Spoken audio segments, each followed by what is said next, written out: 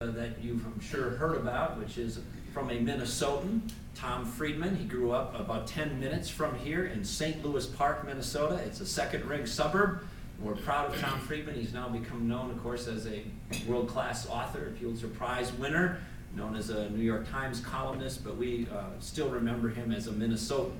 And he grew up, and we lost him to Brandeis University, and he comes back frequently. But of course, he wrote this book, The World is Flat. And the central premise in the book is that the world is flat in part because the tools of collaboration and communication and data storage and data transmission and interaction are now going to be more equally deployed across the world in a way that things that used to give the United States and certain other Western countries comparative advantage is going to dissipate because those tools are now more affordable, number one, but number two, they're also more accessible, and the interest in countries that didn't used to have the ability or the interest to access them is now much more prevalent, much more robust, and they have the same tools of communication, data transmission, data storage, collaboration, real-time interaction as we do, and as those capabilities disperse across the globe, our comparative advantage will be closed or will dissipate.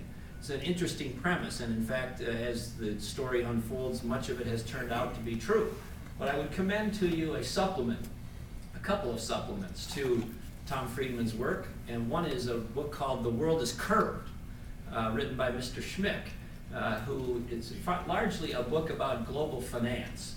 But his premise behind his book is that the notion that the world is flat as it relates to these tools, capabilities, and more specifically global finance is flawed and imperfect and incomplete. And to underscore that, one other reference point, a woman who wrote the book, The Definitive Drucker, many of you, well, some of you may be old enough to remember Peter Drucker or followed his work. I hope you are.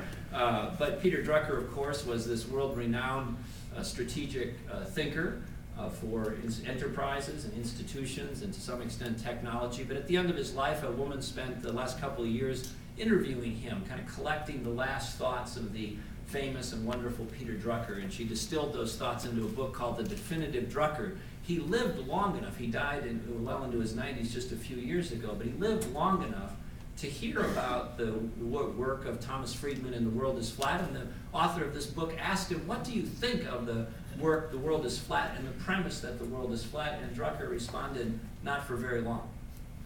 That the notion that comparative advantage will be flattened forever across the globe is a false premise, that there will always be comparative advantage that will materialize and dissipate depending on a variety of factors. Now, they didn't get into the level of detail of what I'm about to describe, but of course one of those factors is going to be who can do things faster, better, quicker, cheaper than somebody else.